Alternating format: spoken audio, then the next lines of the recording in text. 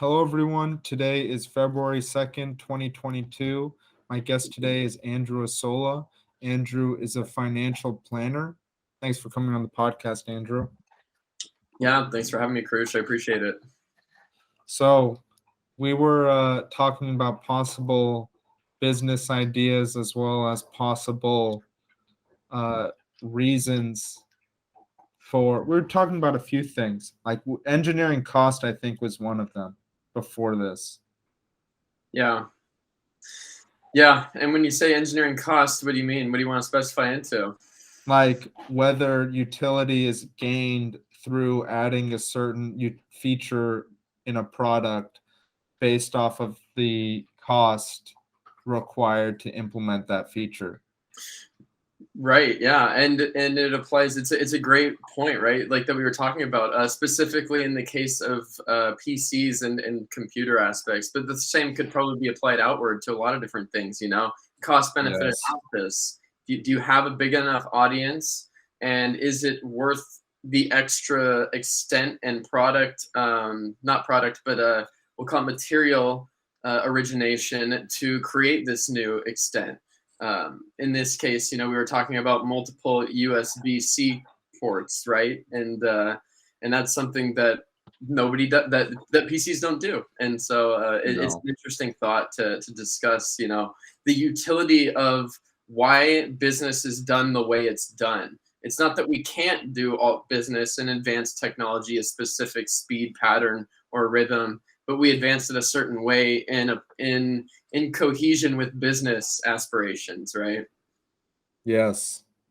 And there's a lot of argument that the delay of the implementation of electric vehicles was part of that with the business of fossil fuels and gasoline.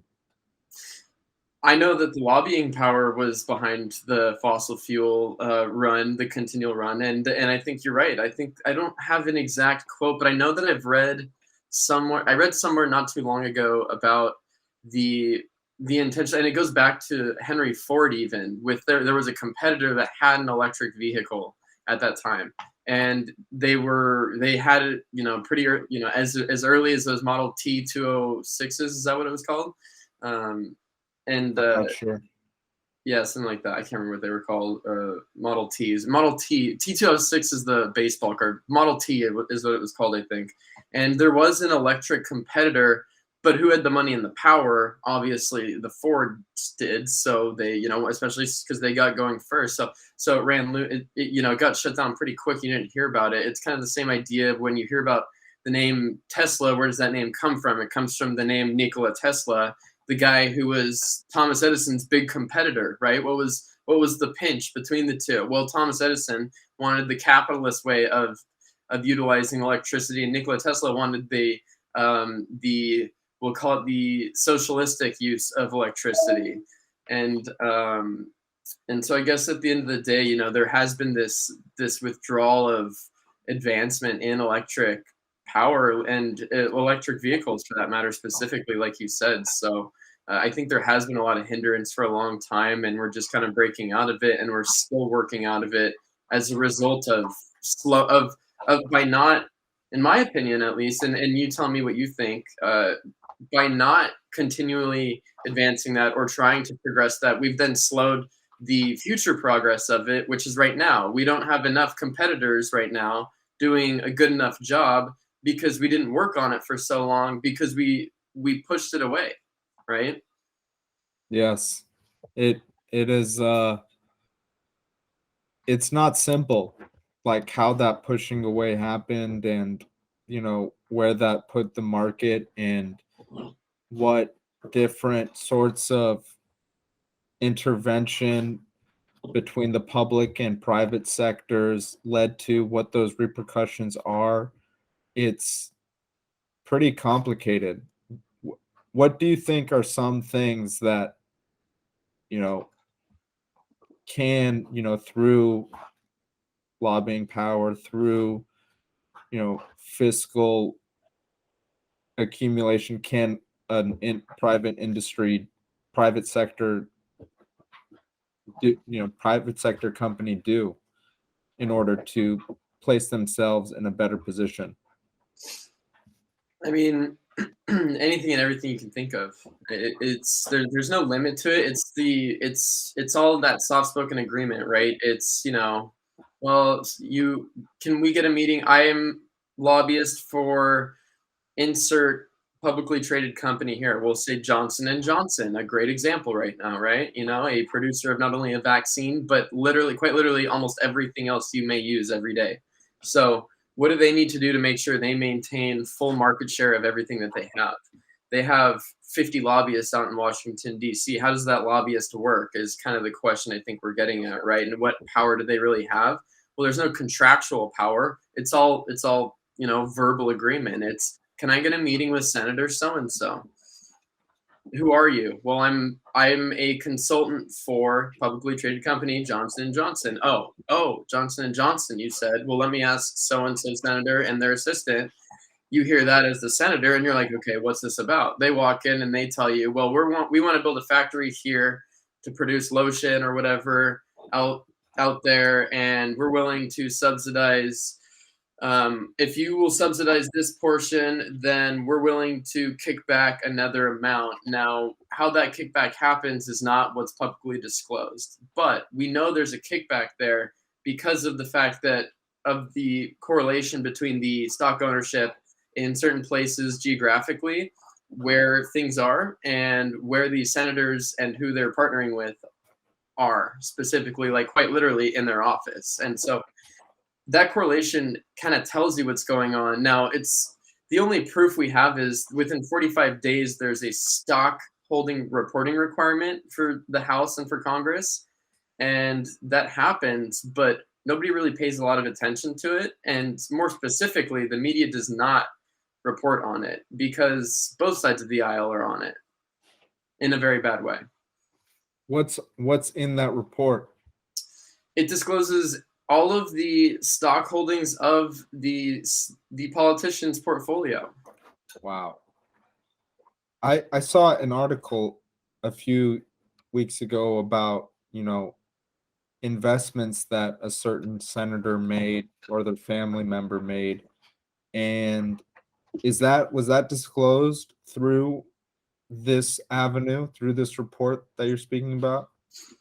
So it's an interesting topic right now because they're talking about the family member portion of it. As of right now, the family members do not have to disclose the same form. I think it's Form F12 or something like that.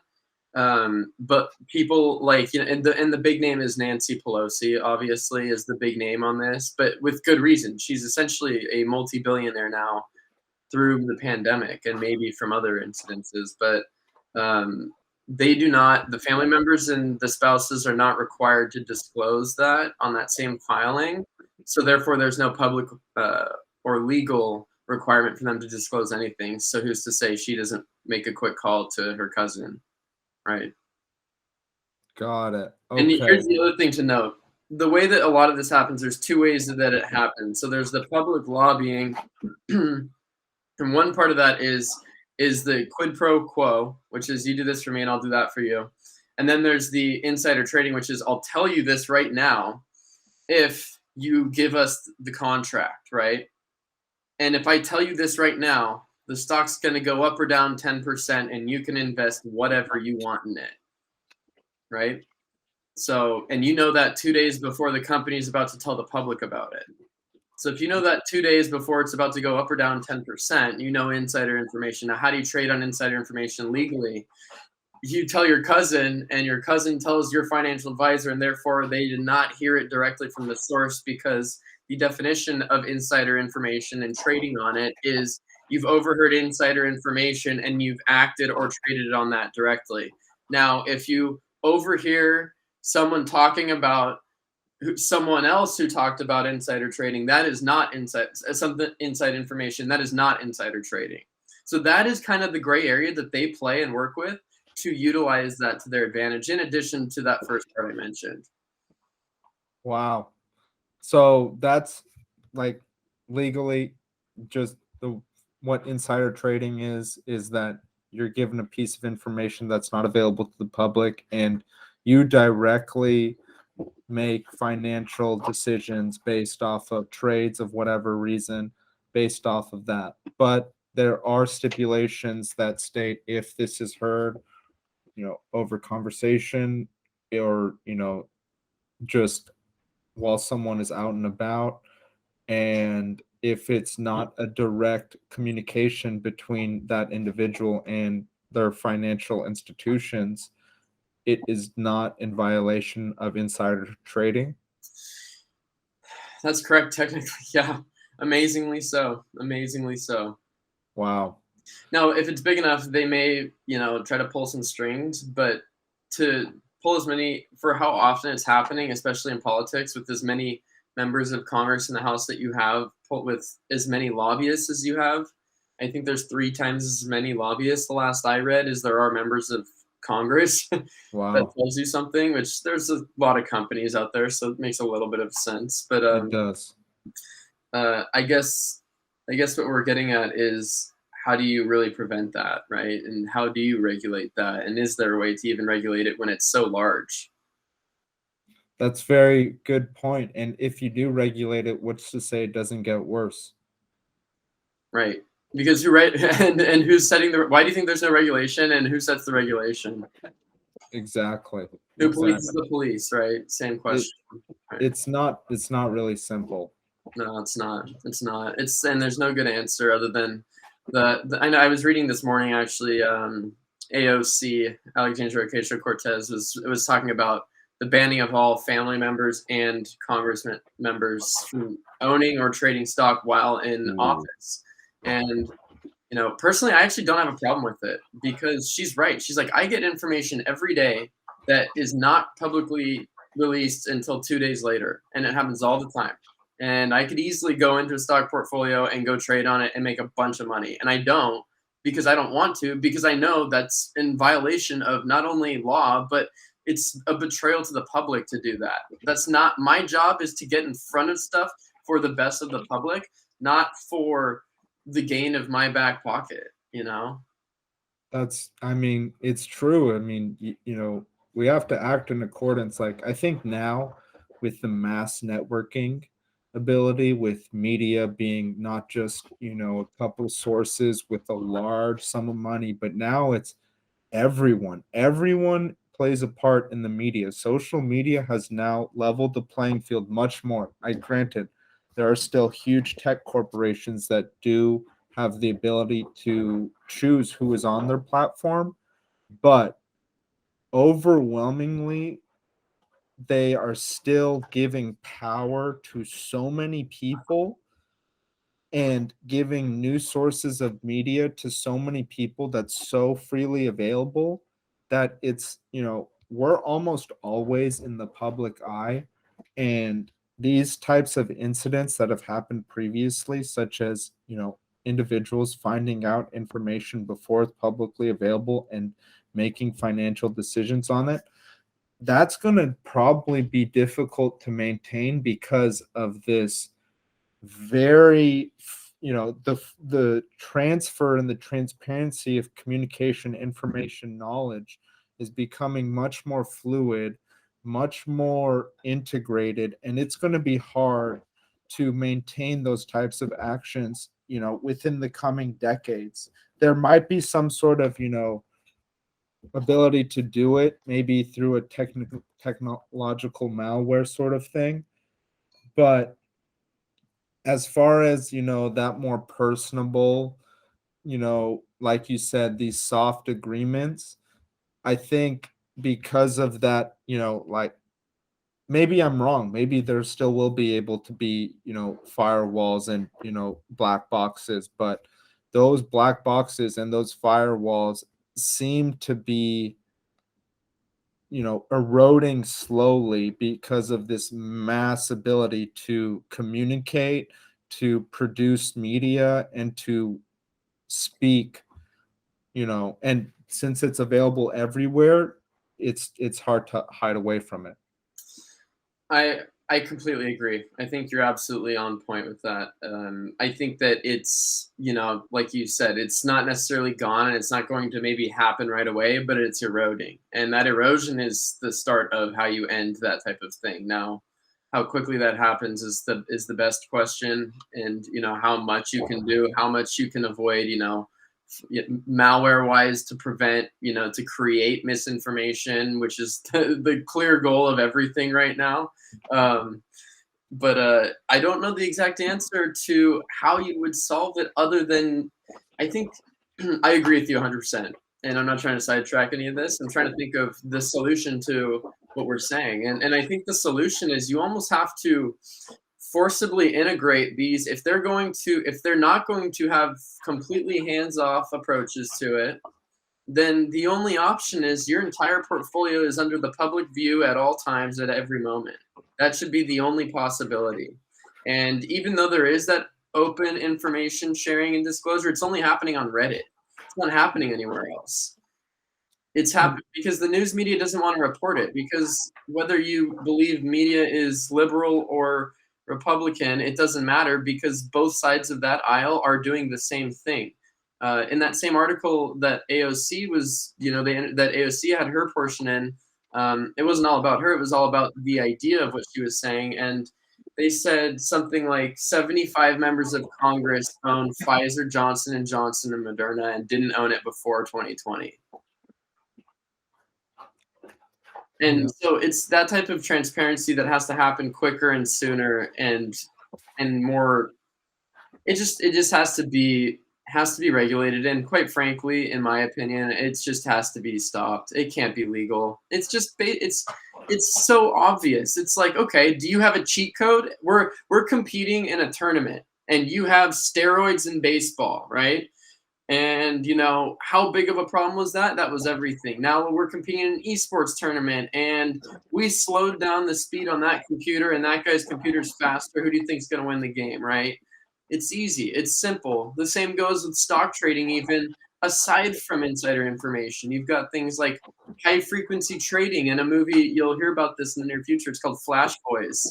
It's by Michael Lewis. He did The Big Short and Moneyball.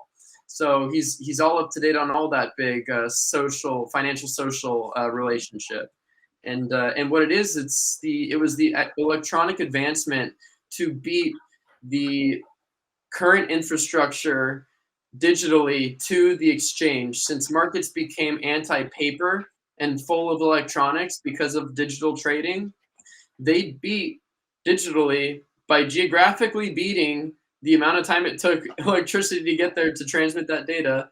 They beat exchanges and front ran every trade for 7 straight years and continue to do so this day. And nobody Who is can do anything this? about it. Who is this? This is called Citadel Securities. The book is called Flash Boys, but it's about the production of Citadel Securities and how they hired a financier who worked at a big bank, hired an electrical engineer who hired a telecom guy to build informational output channels faster than the current infrastructure to do so. So this advisor in Nebraska could never figure out why he could never get the price that he should have been getting.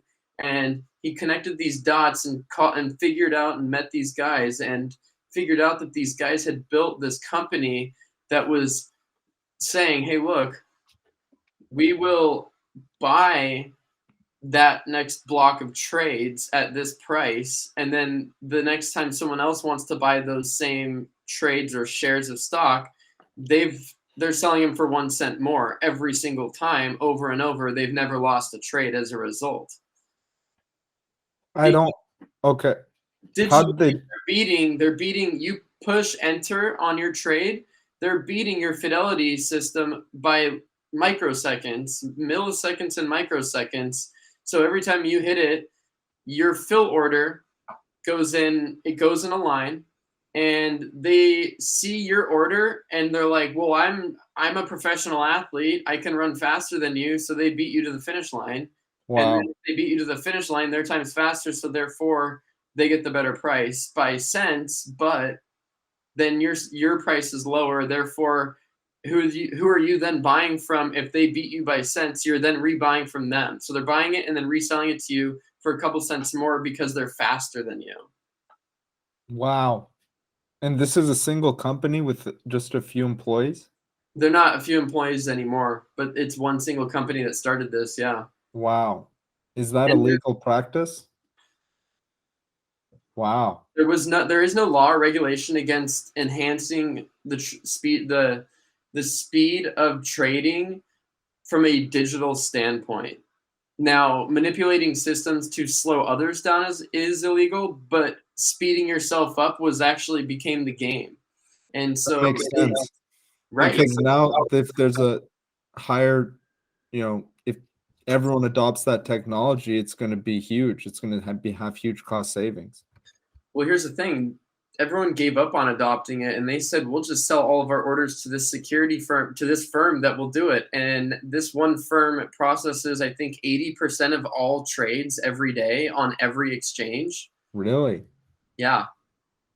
Sentinel Security? Citadel, Citadel? Citadel Securities. Yep.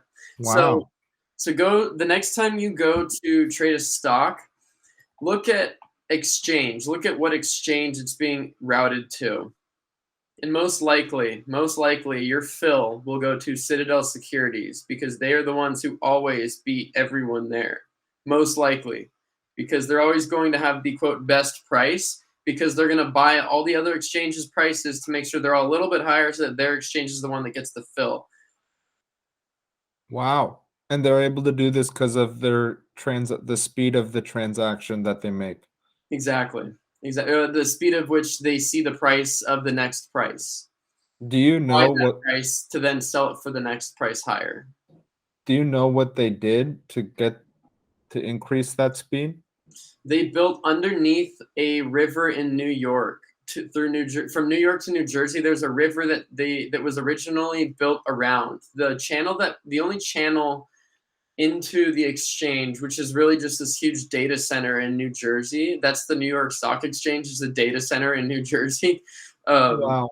What you see on TV is just like for show. It's literally nothing happens there anymore. It's all just a big data center, and that's just a studio audience based just for studio audience. And I bet it's very highly secured.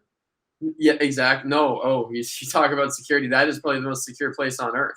Yeah, seriously. Don't kid yourself. That place is like a micro nukes waiting to shoot down anyone within 5 feet of it, and blow them up from inside out. With some crazy techno. Anyway, that's beside the point. But so yeah, no, they learned how to beat it. So the only path into that exchange was one route. There's always one route, which is how that line was created. And what they did was they created a new line that extended underneath the river that was traditionally, and I want to say, I don't want to say it was the Hudson, but it might have been the Hudson River that's between New York and New Jersey. I have And no idea. traditionally these electrical channels went across and over land, and they decided they could save 25 miles of land if they went under the river, if they could do it. And they could, and they did all the the geographic or the not geological work, geological work to find if it was possible, and it was possible. So they built it. And they just started finding investors to build it, and they invested like $250 million in doing it. That quarter Wow. billion dollars is worth hundreds of billions now. And they built it, and they did it, and it worked, and everyone started wondering why. And Michael Lewis did a deep dive into figuring it out, and some guys, this one main guy was the guy that kind of really whistle blew the whole thing, and he's at Royal Bank of Canada now. I forget his name, but his goal was to end that whole idea. Once he had gotten started on it, he realized how corrupt it was to do that, to commit quite literally what is an offense on any firm. But digitally, it's not an offense. If you do it electronically, it's not illegal. But if you do it knowingly on an like, let's say you're Fidelity and you see a customer's order come in for Facebook stock at $52, and they're supposed to get it at $52, and you know that, and you decide we're going to give it to them for 5201 and we're going to pocket the other 1 cent. Let's just say that's what they do, and they do that knowingly, that's illegal. But if you do it digitally by beating them electronically, which Fidelity can't do, but this firm did, then that's not illegal. And so that's the big problem right now. Wow. That is, that sounds pretty amazing. And what's this book called? It's called Flash Boys. Flash Boys. Yeah. So Wow. It's created a whole new industry within the industry of what we call order flow sale.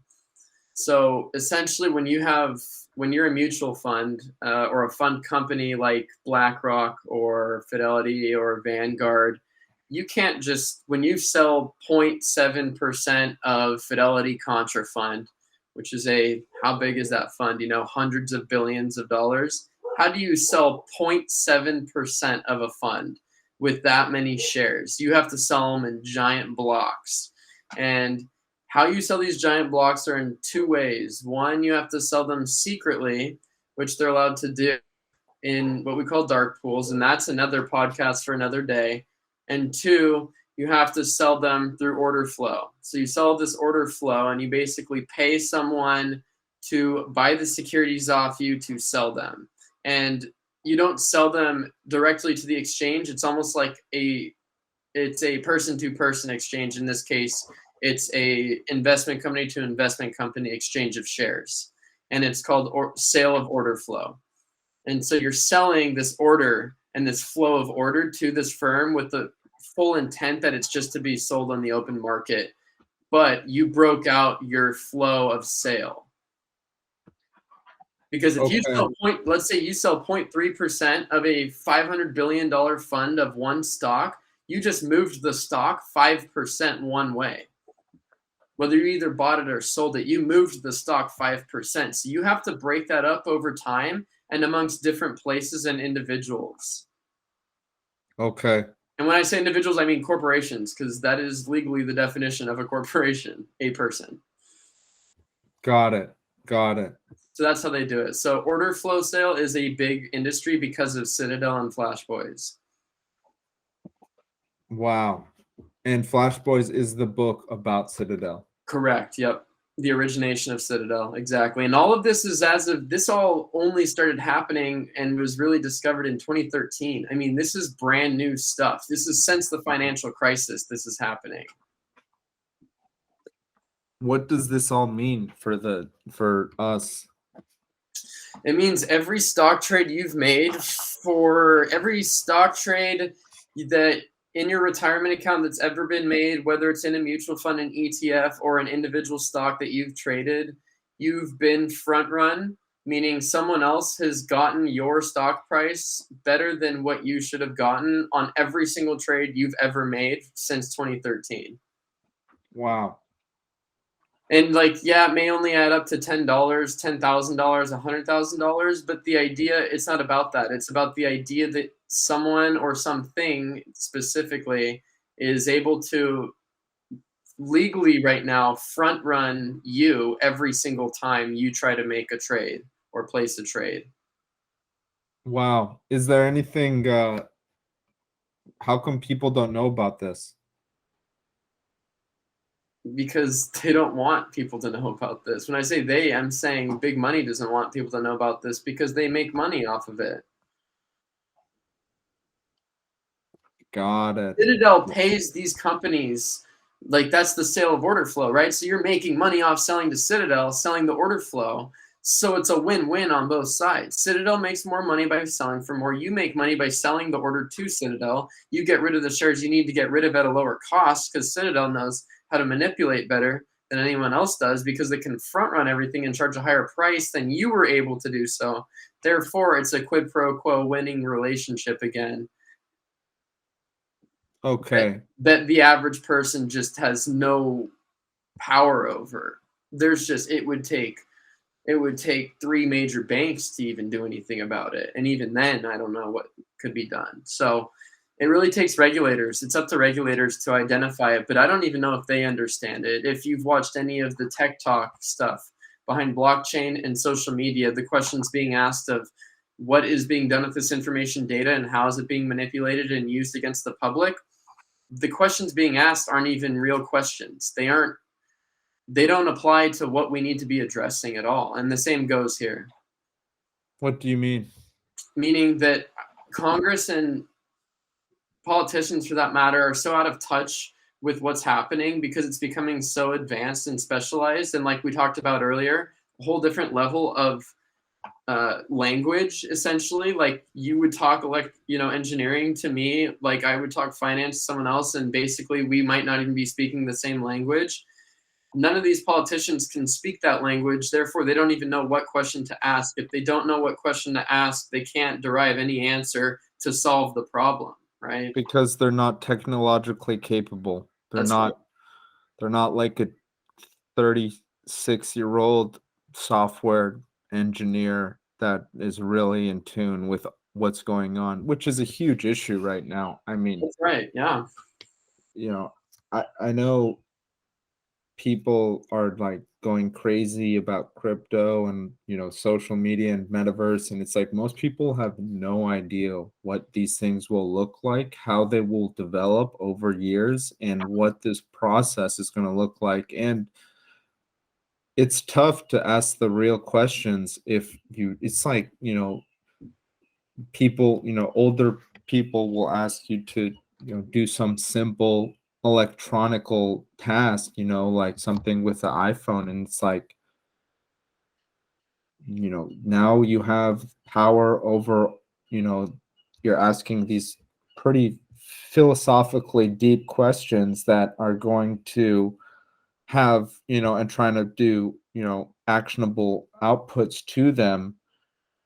But the technology behind the things that need to be investigated are so complex that it's even difficult for those people to fathom, to understand really what's going on. That's how I feel slightly with this. I need to read this book to really get it, Flash Boys, because even you speak this to me, and I'm a professional engineer. I've worked with software for years, and what you're saying still is very complicated, difficult for me to grasp. So for someone who is maybe 2.5 times my age, 2 times my age, and hears these things, it's like I don't even know where to start with what you're going about. Like I don't know, like what, like you created so it's 25 miles less. That's the reason that it's all here. So you guys have 25 miles less to go through, so you guys get things faster, and then you app the price. Like it's very difficult to conceptualize, and if you don't have a technical intuition or a technical literacy that has been developed over years, decades, it's going to be nearly impossible to traverse that sort of speech and communication. It's so true. It's so true. And the second you aren't enhancing at this point, we're at a one of the biggest, we talk about it with the wealth gap, and this is just touching on what you're saying. With the wealth gap, it's not just a wealth gap, it's a knowledge gap. The knowledge gap is widening so heavily right now because, like we just said, you're out of touch for a while. You have no idea where to even start. When I'm talking about I'm putting it as basic as they put it in the book. I mean, that's as basic as I can summarize the book. Is they geographically made it shorter, but there was way more intricacies behind a lot of the technology they used that you would probably understand, that I had to look up and try to understand and don't even want to try to explain on this podcast.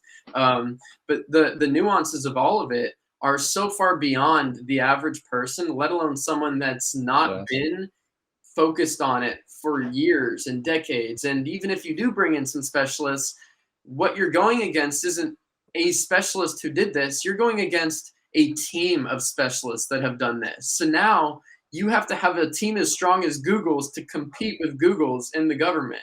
How do you even do that? Yes, it's so not easy. And it's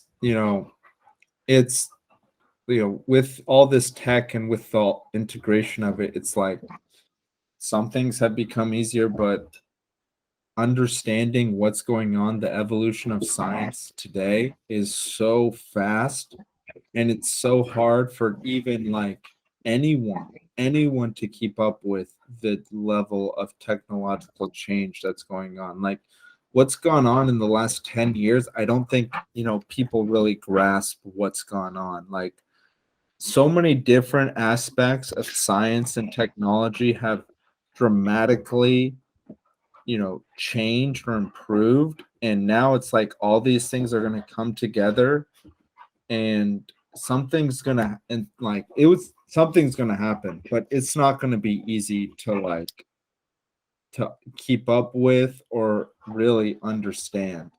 Agreed completely. I agree completely. I think that you're spot on with saying, those things. I think that keeping up is the key term there to me, because that's where we're going to lose a major portion of the population. And it started with 2020, when you put people out of work intentionally, basically, because then you just lowered their professional growth. And Yes. that's, it goes back to that growth enhancement of this continuous exponential growth, because you've got a small segment of the population getting smarter faster and wealthier faster, and those two are coinciding. The wealthier you are, the easier it is to get smarter, right? Yes. Because that means you work less for more money, which gives you more time to build more knowledge. If you Yes. work more for less money, you have less time to learn more. And so Absolutely. that creates, not only, it's not about the wealth gap, it's the knowledge gap that's the problem, because the knowledge gap creates the wealth gap. Yes. At And least in my opinion. I don't know. Do you agree with that? well, I think the I look at poverty more than the wealth gap. I Okay. So overall poverty is the big metric I use, and there is a wealth gap certainly, and with that wealth gap comes a division of knowledge, most certainly. That has always existed, though. I think that division. I think it used to even be more exclusive with libraries and things of, when you take into account things of like the Middle Ages, when people literally did not speak Latin, read Latin, and the Bible was only written in a single language, Latin, and then people weren't able to interpret what the Bible was actually saying. They had to hear that, and that's a huge gap in knowledge. And so I do think that gap still exists today, and I think it's pretty highlighted. And it probably does, I do think, the more knowledgeable you are, most likely the wealthier you have the potential to be. So I don't think what you're saying is incorrect, that the,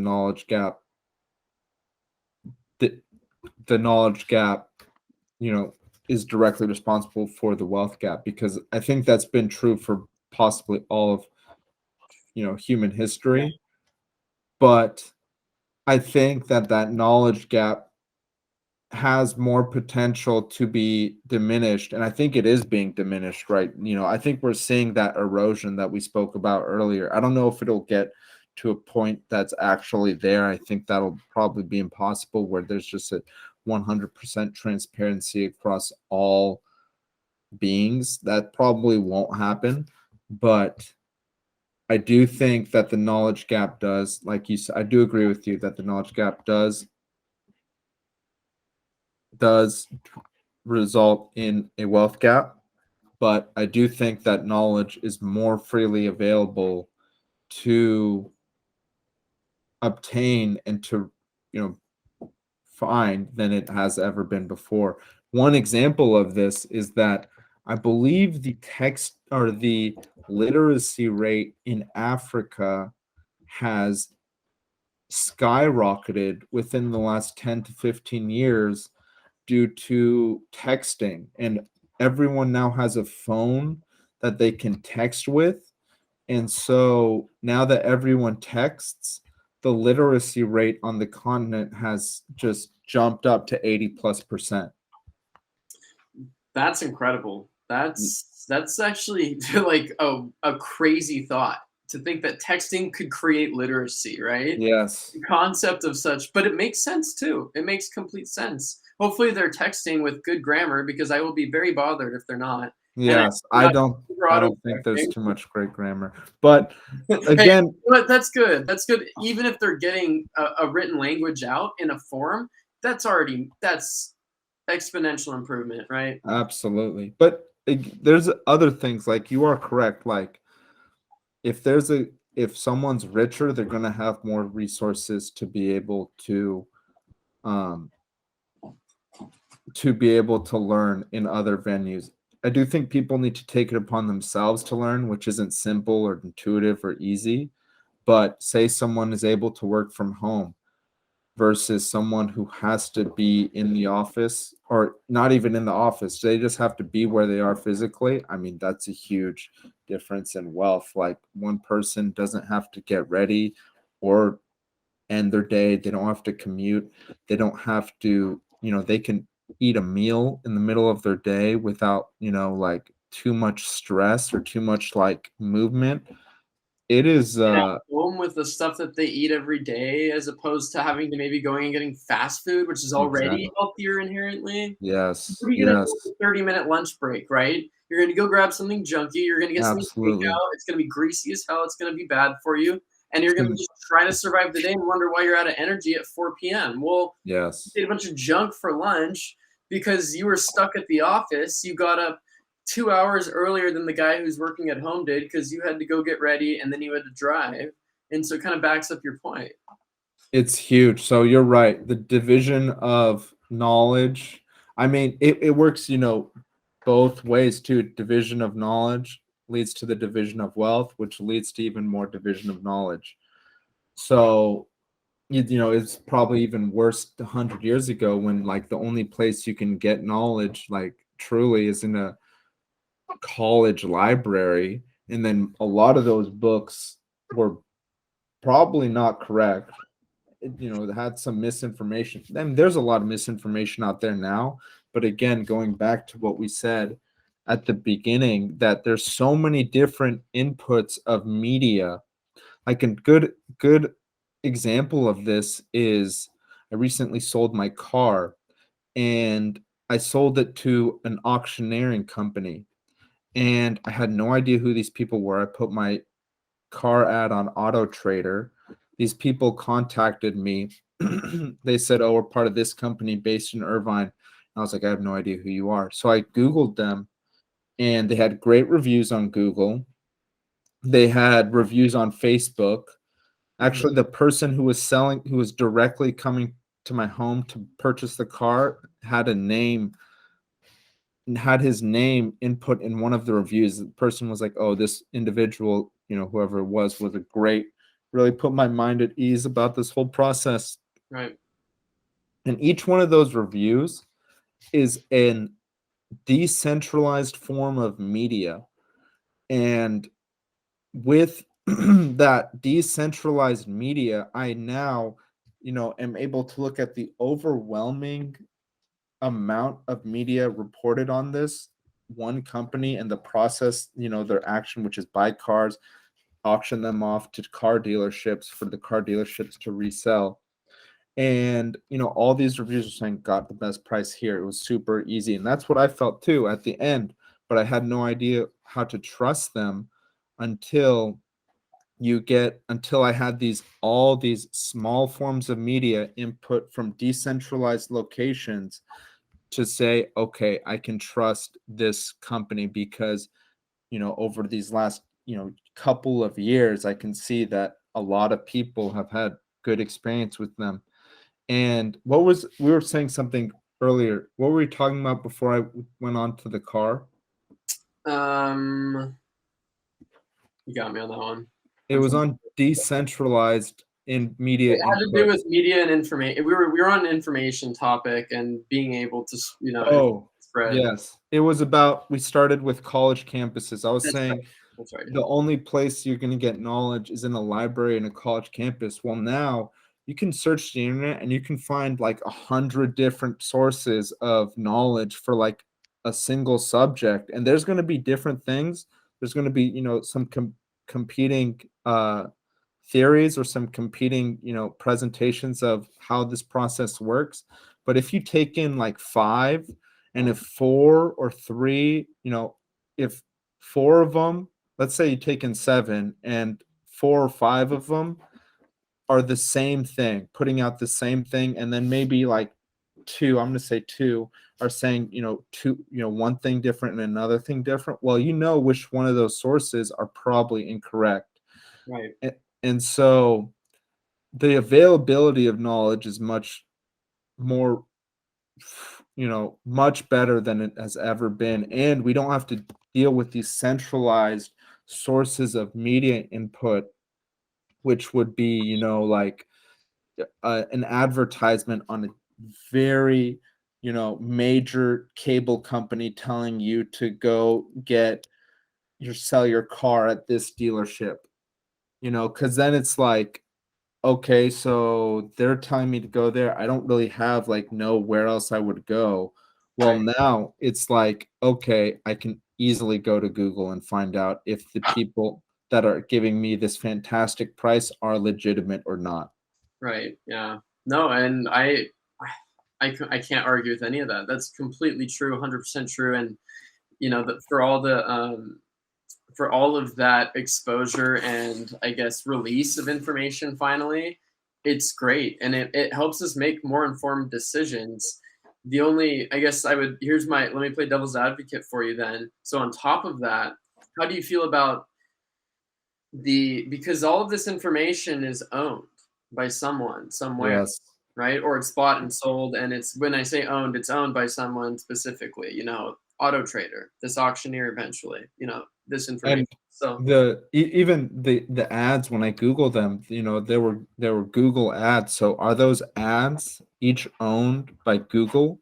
Each one of those decentralized comments for reviews on that company, that's Google's data, right?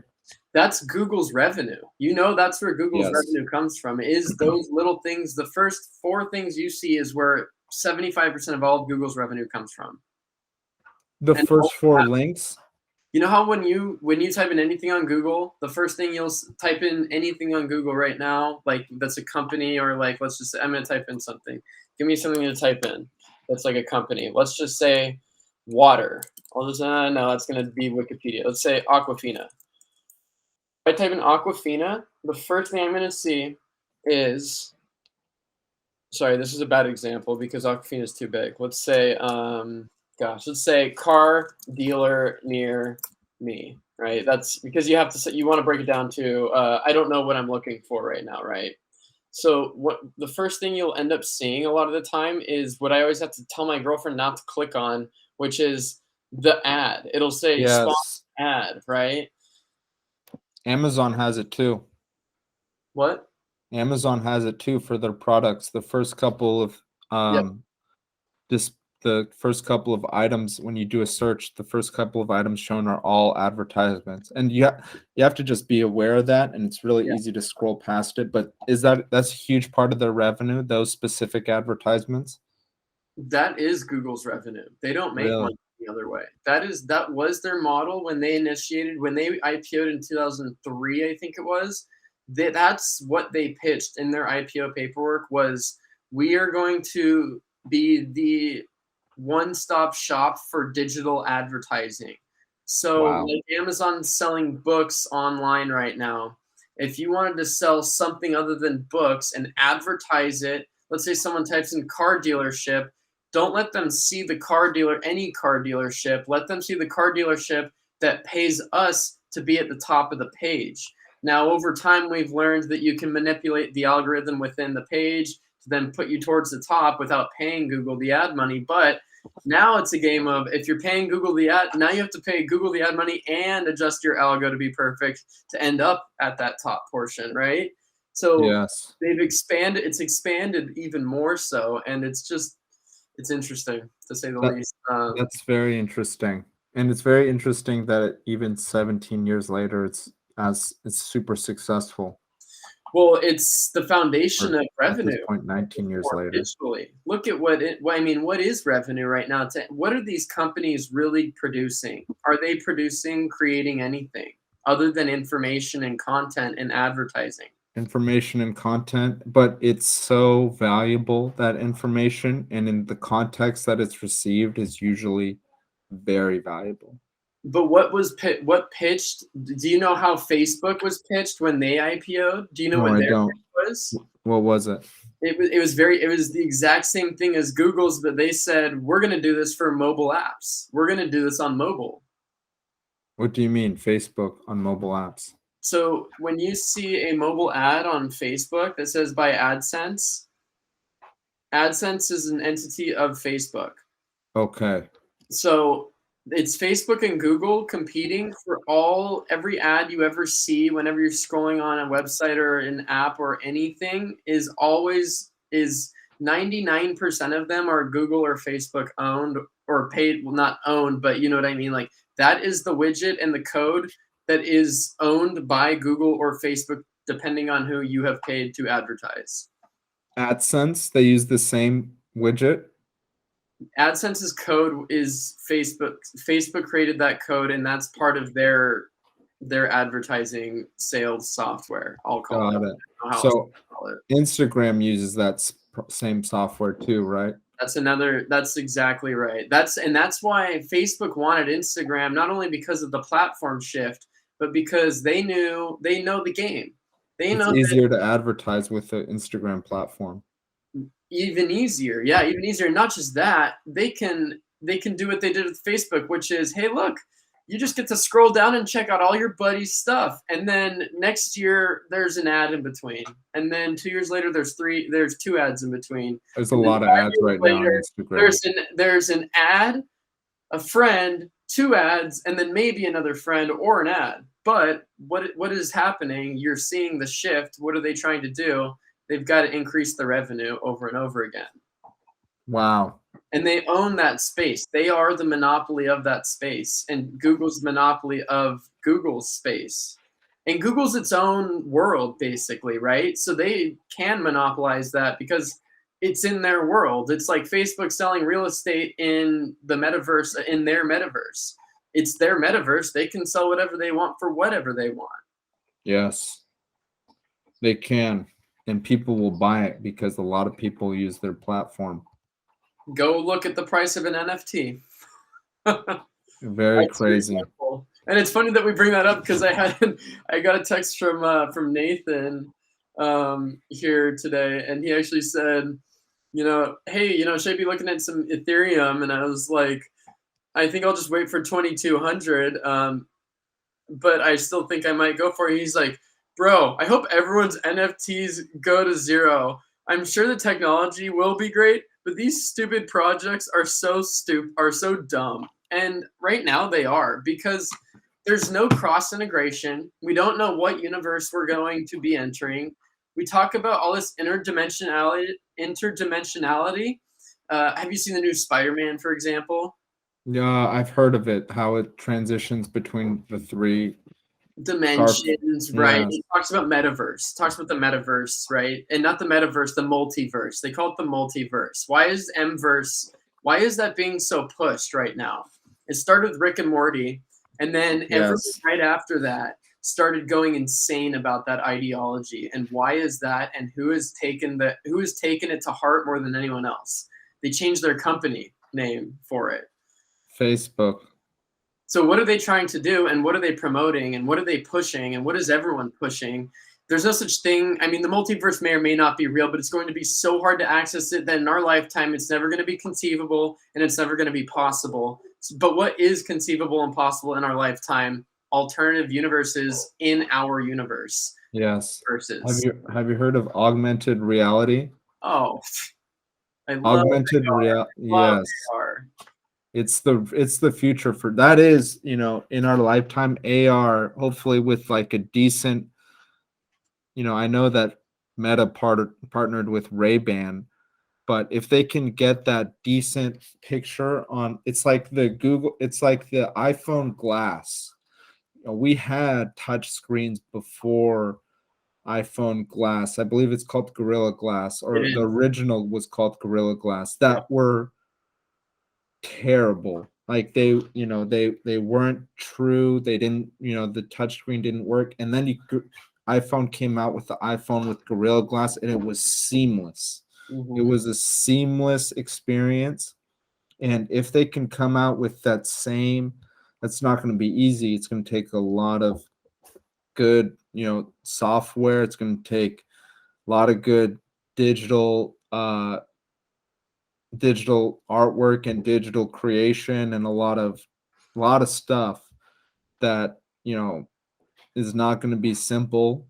But if they can create that seamless experience, maybe it won't be Meta. There's a chance, people love, but there could be a player that comes out over the next 5 years that I expect at least one to come out that will be like, just create some incredible thing, like a Moderna of Metaverse.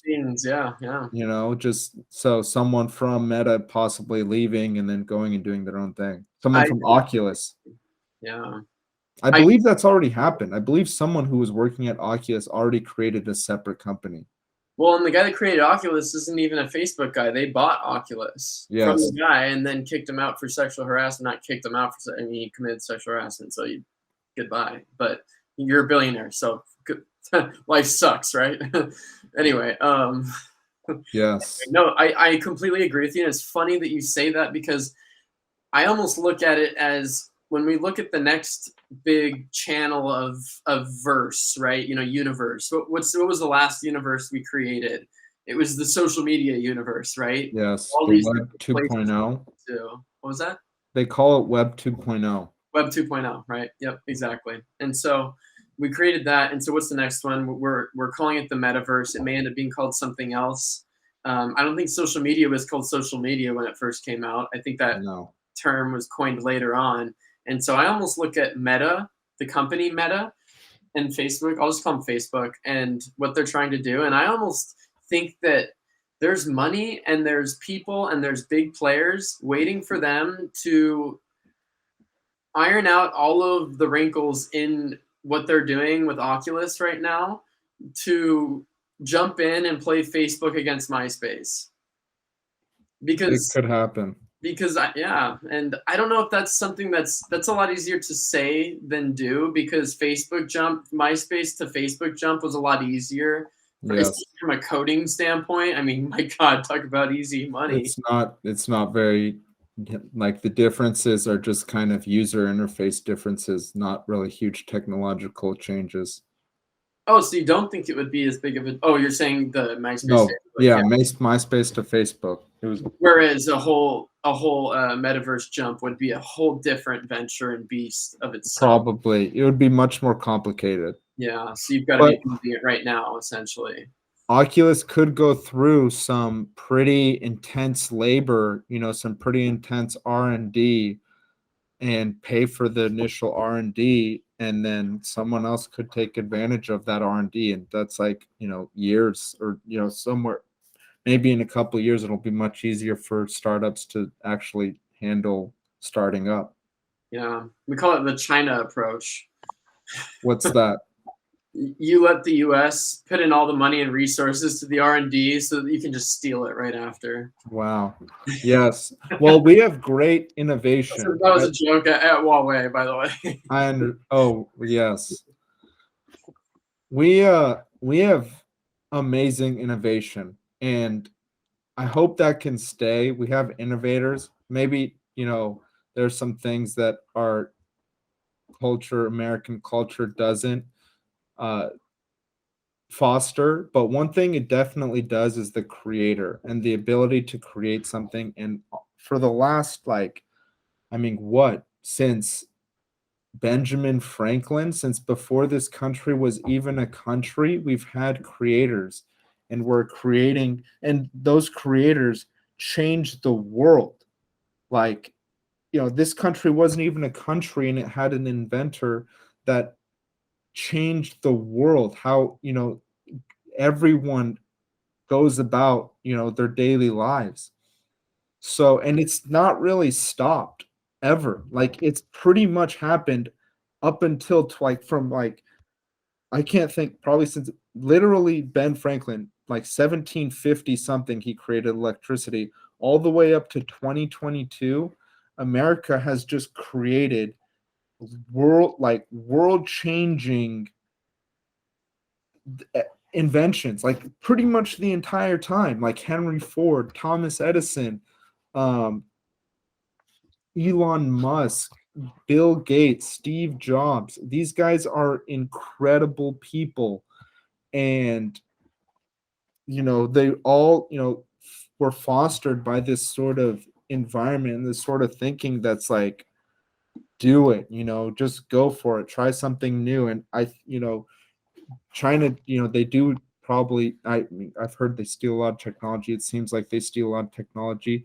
But at the end of the day, that country does not foster that sort of innovation mentality, which at the end of the day, like Steve Jobs got every American richer, much richer. So did Bill Gates.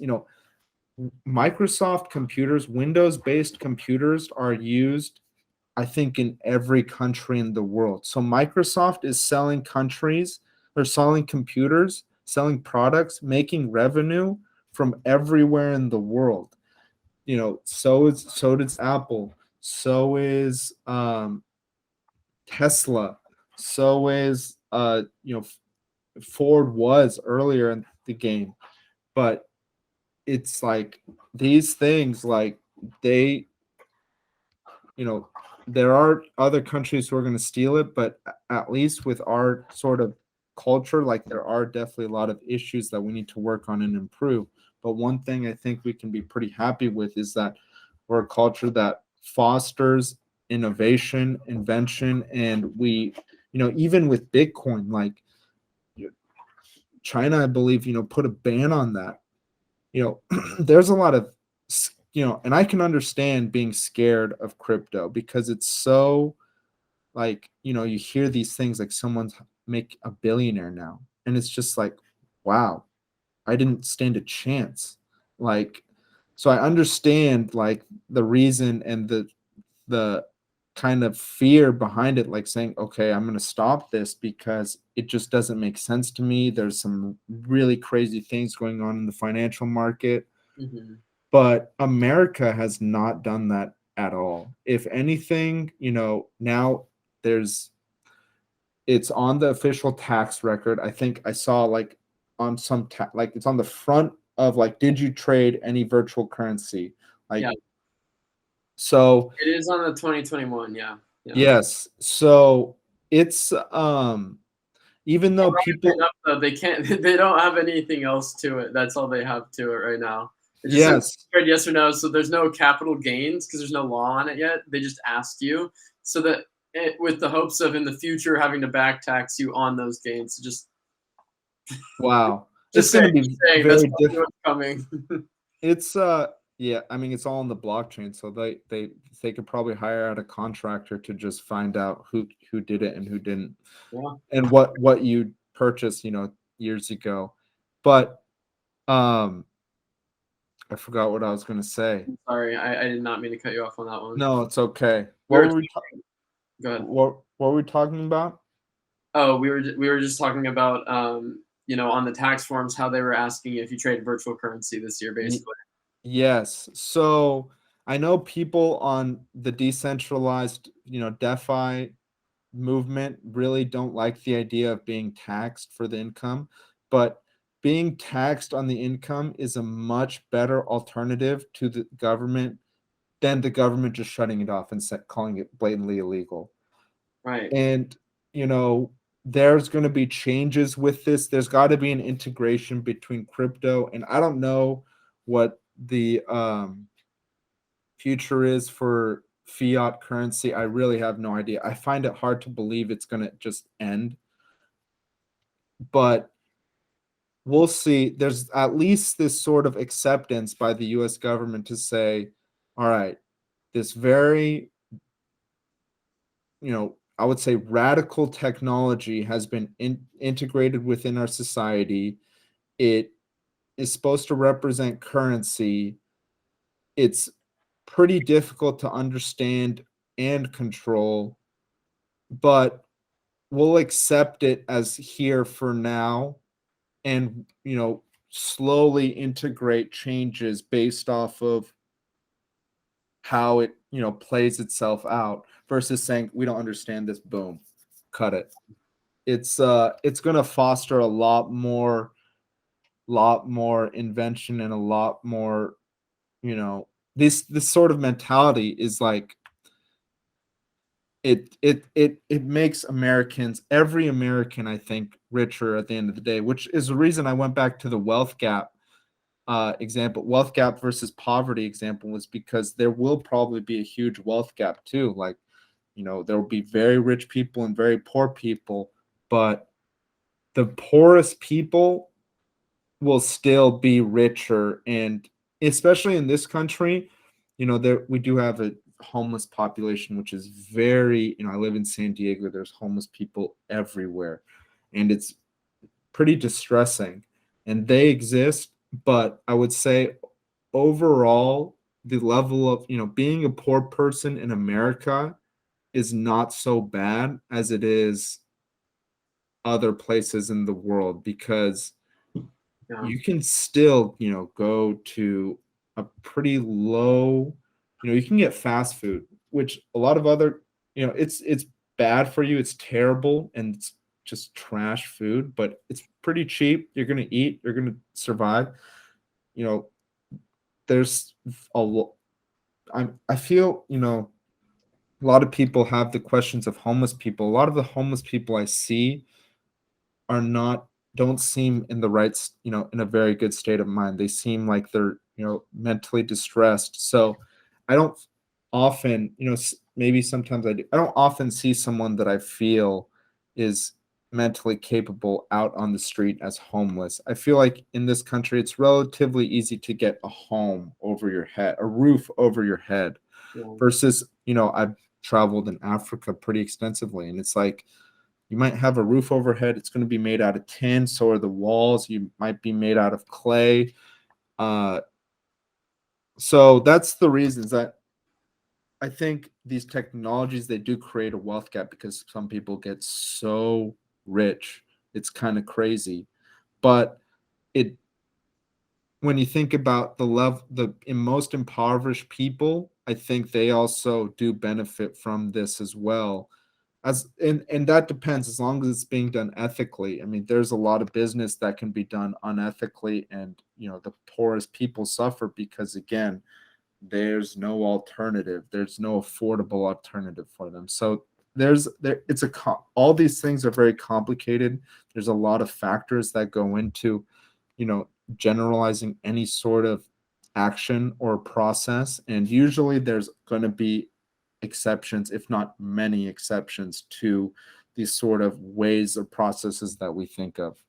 Yeah, there's no right answer. There's just going to be a No. best solution, and that's the best we can come up with, right? That's the best for the most, and that's really, I think, the ultimate answer to these problems and questions that we're asking. And so, I did want to go back, if you don't mind, to this to the digital currency, fiat currency, and I call it digital fiat currency versus and the metaverse, and the combination of the two, and kind of link them Yes. up a little bit, if you don't mind.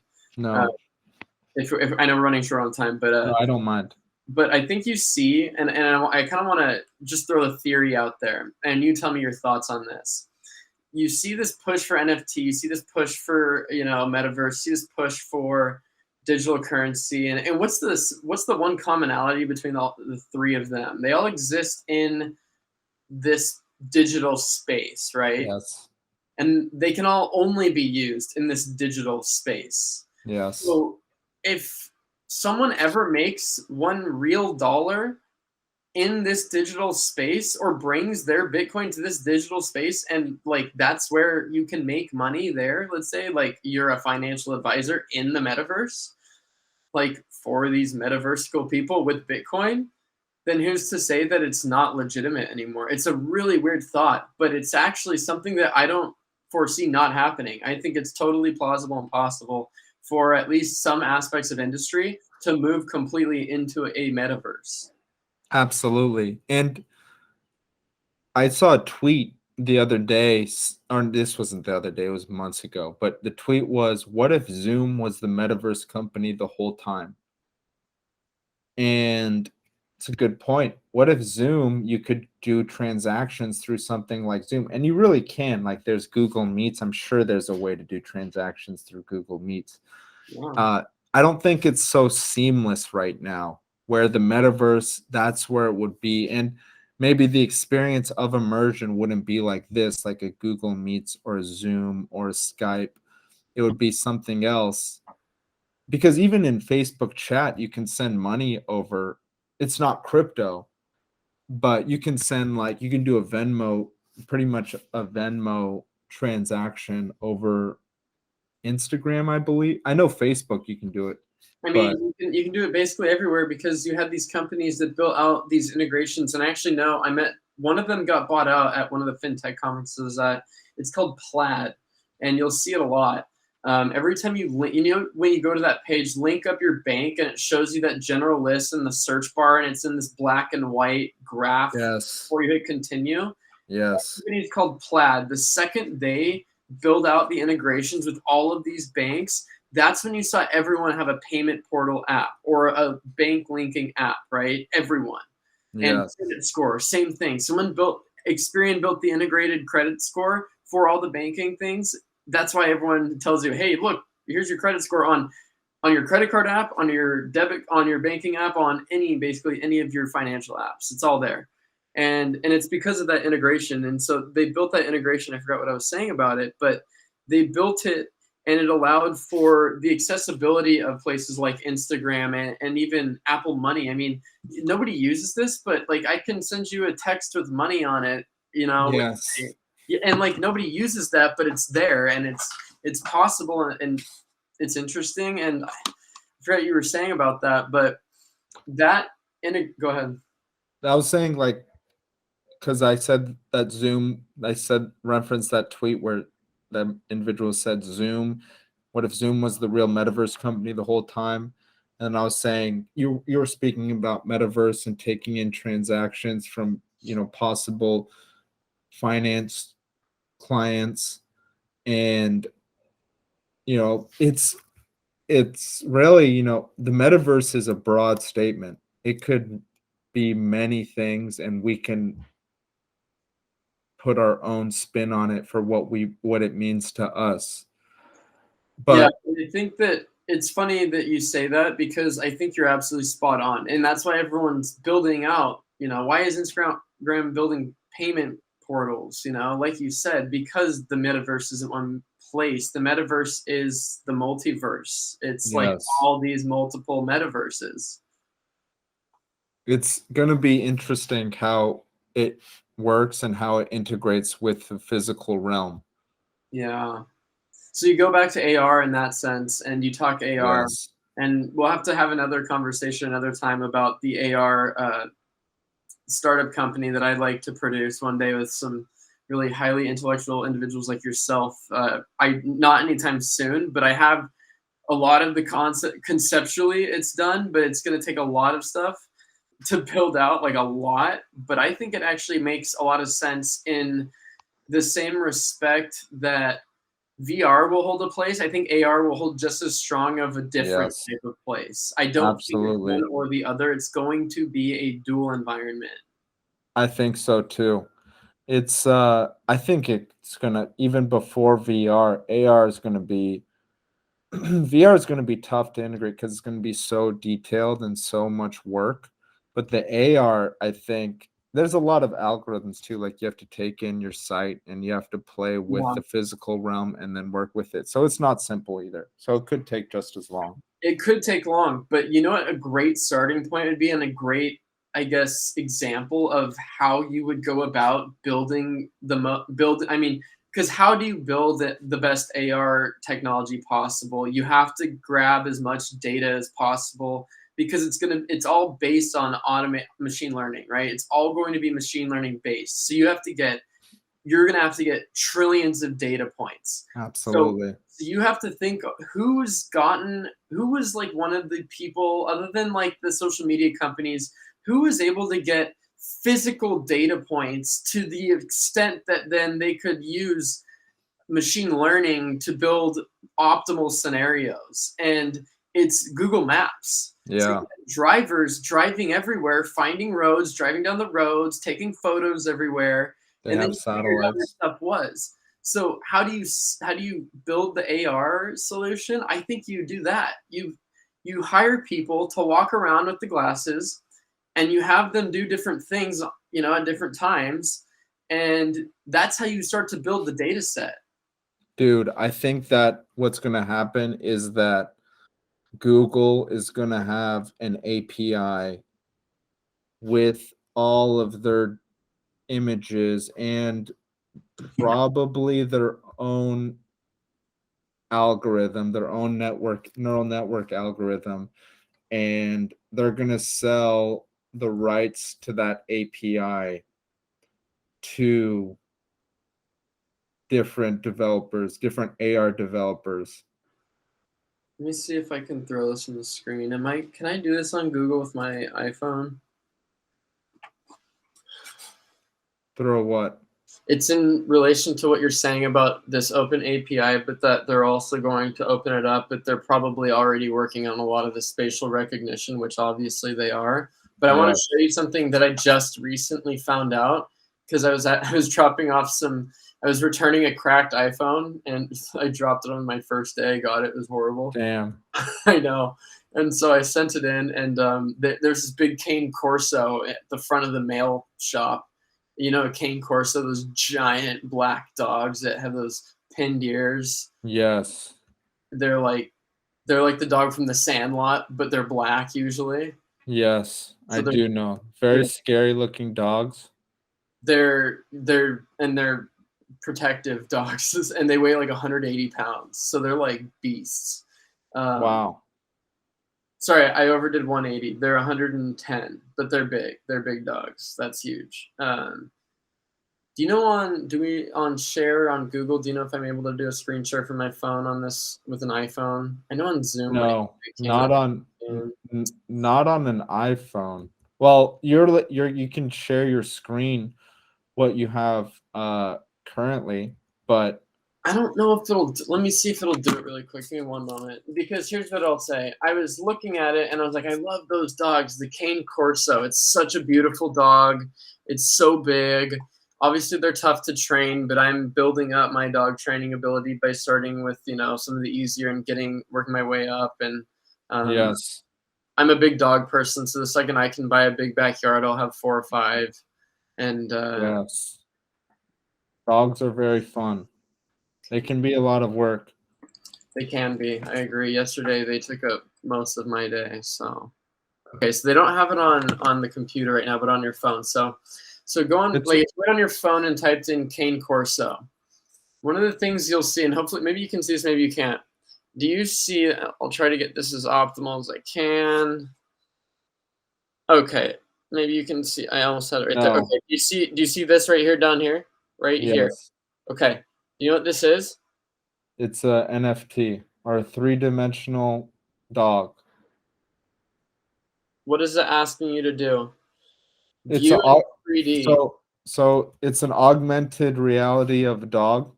So I put the cane corso in my living room to see what it looked like in there. Nice. So that's Nice. what you're saying. They're already testing out the AR with the phones and stuff. Absolutely. To get spatial because spatial recognition is the toughest thing for a camera to really identify. Yes. And it's one of the big reasons that iPhone now has 3 lenses, I think, is for spatial recognition. Yeah. Yeah. You need a lot of angles and a lot of, think about a 3D, not a 3D, why am I forgetting the name of it? The camera, a 3-dimensional camera, a 360 camera, how does that work? You need to have essentially a camera in every direction. So for spatial recognition, you have to try to do the same thing, but you have dead zones, like you have blind spots, like the human eye. Yes. And yes, you do have dead zones. But then you have to make assumptions on filling them. So you have to have advanced and mastered machine learning that with, like I said, trillions of examples of possibilities that can make a most accurate solution. Yes, you do. It's not simple. It's a very complicated algorithm, and it's going to have a lot of nodes in order to work. I mean, it's going to be a Google supercomputer. That's what's going to do it. And then the API, it'll all be done on their computer, feed it up to the cloud, feed it up to whatever device you have and whatever application you is going to integrate it. And then I think that they'll probably have the best opportunity to make, Facebook might have a great one too, but for AR, I think Google will probably reign supreme. Yeah, it's got to be. They've been working. I mean, Google Glass was the thing that I fell in love with Google Glass back in 2011, back when I thought it was coming out. I thought it was here, and I thought they had it. And now I know they only use it a little bit in certain Contexts, yeah, on what? certain contexts. Yeah, exactly. Yeah, yeah, certain what like machinery projects so that they can project things that they need to be, lining and without physically drawing or layering anything on there, whatever it may be. I know they were talking about in some I think it was mechanical engineering production. They were using it for visualization purposes if they were to hypothesize different things and then create possible anyway. It's like very, like you said, very specific rational units of usage. And so yeah, it's not a consumerized product by any means, and it's not close to that yet either because of what we're talking about. Yes, hopefully it can soon become a commercialized product because it's huge. Yeah. So when you say it's going to take, and I don't know how much time you have left. I know I already said that, but I'm gonna ask one last thing. How much time do you Yes. have? Maybe 10 more minutes. Okay, I'll leave you at this. Well, let's just leave it at this then. When you talk about it's going to take a lot of nodes for that data to be held and then to be drawn from, when you say it's going to take a supercomputer because of all those nodes, you're saying it's going to take a supercomputer because of the volume of nodes? Is that why? Yes, it's Okay. all volume. It's not, there's like the reason that humans have such a complicated brain is because we have more neural nodes in our brain, like dramatically more than all other animals. Supposedly, I mean, I know that we do have a lot more nodes Mhm. than all other animals. And so the thought is that it's not really like going to be like this type of neural net. There are different types of neural networks. Like there's ones that have more memory basage and more, front loading for like it's complicated. But Yeah. at the end of the day, it's really going to be how many layers of nodes do you have? How many interconnections of nodes do you have? And how often is, yeah, and that the more nodes you have, the more power it takes. Like I remember 6 years ago, I was trying to run like a neural network algorithm on my computer, and it just took a day. It literally took 23 hours to run. It's just like, this is a joke. This can only be done on a supercomputer over the cloud, and then depending on what depending on the application or the use case, different result, different sort of process running the algorithm. But at the end of the day, it's still like large number of nodes, going to be better result. The algorithm will be able to take in more inputs and have a more fine-tuned sense of what it's looking at. Yeah. And it needs to, or it's not going to accurately predict. If it inaccurately No, predicts, then there's no point in having AR because then it's just a bunch of junk, it's a bunch of or junk, and janky technology. there's a lot of trash software out there. There's a lot of bad software, a lot of less hardware, I think, but a lot of trash software. So Yeah. it can go terribly wrong too. We need to have a good discussion about that because I've got that's like My end goal in life is that company. That's my end goal, is that AR company that works on spatial, not spatial recognition, but that helps facilitate the, the Google drivers of spatial recognition in geographic areas specific to where they would be, so that it can then divide that neural network into intricate areas as opposed to generalize too much of it. Because if you generalize too much of it, it may misinterpret certain spaces and places. Does that make sense? Yes, it does. And so you would almost like you categorize it, but still, obviously it has to be generalized in a sense too. So then you create different weightings as to what you weight in this area. You weight it less than the area it's being utilized in, right? Because it doesn't know that area as well as it knows this area because you're in that area. And so even though you have the same data that it's been grabbing, it's hard to explain. I see it, but I don't know how to explain it. I guess what I'm really getting at is my end goal, and I hope you're not recording still, is that, yeah, we are recording. We never ended. okay, well, the end goal for me personally is finance is great, and I think everyone needs a good financial advisor. And we didn't get enough into finance, and maybe that's a better discussion for next time. I love that we did get what we did get into, but yes, highly recommend Flash Boys for everyone. And I'll leave you with this. The future of everything is development, and if you're not coding now, you need to start. yeah.